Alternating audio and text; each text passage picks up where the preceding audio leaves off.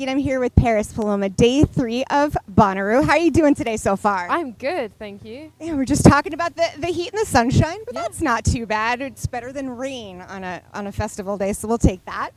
I always love talking to singer-songwriters because I feel like they are very passionate about their work. Not to say that other music artists aren't, but how did your passion for music develop?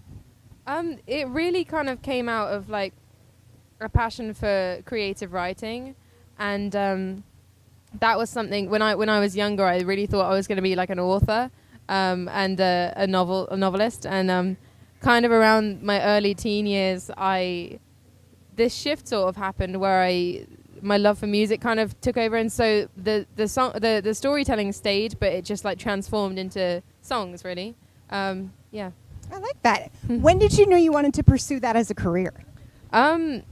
It's funny because throughout the first like year or two of my career, I graduated from university last year, and I was doing it at the same time as my degree. And it was kind of during the pandemic where I realized I'd left school, and I'd left school a year prior, and I just kind of realized that music was something I'd done there, and it's something I'd taken a backseat of my studies, and that didn't sit right with me because it's such a huge part of my emotional journey. And so that's kind of when that happened.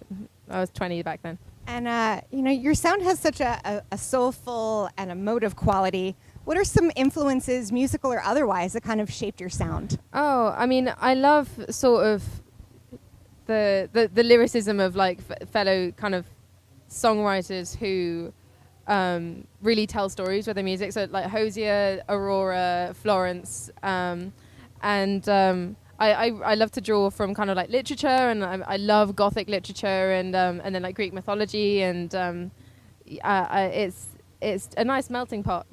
This English teacher approves of those references. And now that you say that, listening to your music, I'm like, oh no, that totally makes sense. So I dig that. Your single "Labor" gained huge traction, especially on TikTok. What inspired you to write that song? I was just really frustrated.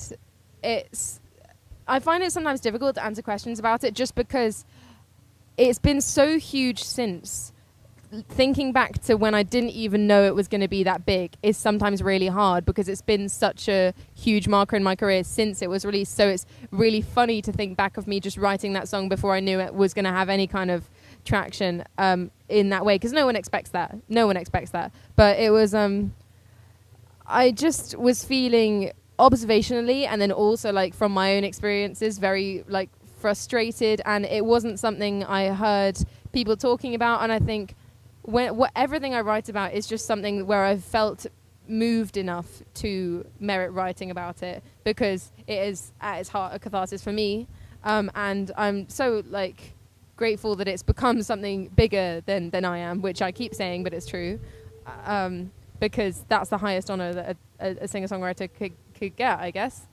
And the word labor itself has so many meanings, especially for women. Why was this, especially going, I don't know how much you've been following the news in the States, but I'm sure it's across the world, things that are going on, especially for women's rights right now, is shocking. So can you talk a little bit about why that might be so poignant?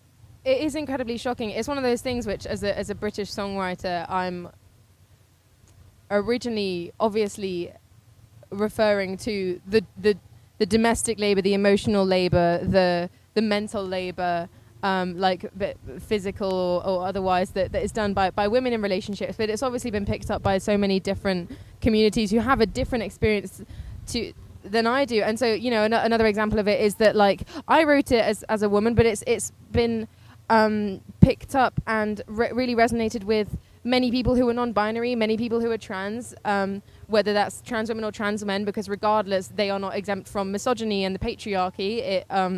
It harms us all, and that's something that's been incredibly moving for me. I had a similar thing happen with my song "The Fruits" the previous year, where I got such incredibly profound and wonderful messages from my trans listeners, and that is so humbling as a cis person to hear that from. Yeah. It's amazing that how much, whether it's literature or songwriting resonates with people when the intent was probably just to, Mm-hmm. you know, share what was on your Yeah. mind. I that's why I love the power of music in general. And you know, and art. And who came up with the video treatment for the song? Because the video, I think, also just adds so much extra meaning. So it was actually me that came up with that, and I was the art director for that shoot. But I worked collaboratively with like Adam, the director, and Julia, the producer. And I had originally had an idea where it was more kind of it kind of took over this whole house, but then we and that was kind of my vision, but then we made it into this kind of like bottle episode type dinner setting, and that was so fun and worked out so well. And Henry, who plays my husband in that scene, he was he's the nicest guy, and he did so well at pretending to be horrible and making everyone hate him. So it was great. Nice. What role do you think music videos have in 2023? And at least in the States, we no longer have a channel that we can watch them on. MTV ended a month or two ago. Yeah. It's weird. It is crazy, but that's so funny because I was about to say that I think they're more important than they've ever been because of the emphasis that's now placed on like visual media.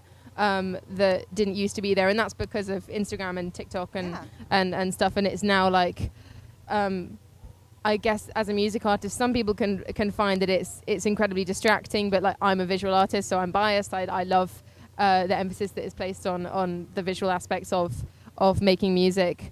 But yeah, that's kind of, I feel like it's incredibly important, and it's such a lovely vehicle to get your point across in many ways. And for someone who's kind of neurotic about my artistic vision like me, it's nice to be showing it in multiple ways, not just with a song. Yeah. And speaking of TikTok, is there a pressure to have another viral moment, or are you just continuing to put things out there? There always is going to be. From someone. However lovely labels are. Like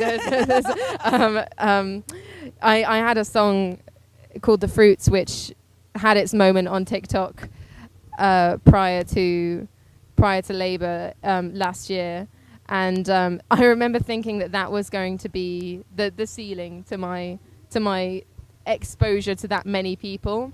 And I remember when I released Labour, when I was announcing Labour, I was like, oh, I hope it just becomes like, you know, it has like a little bit of like half as big as what The Fruits was make me so happy. And obviously that was hilarious to me now that I was thinking that.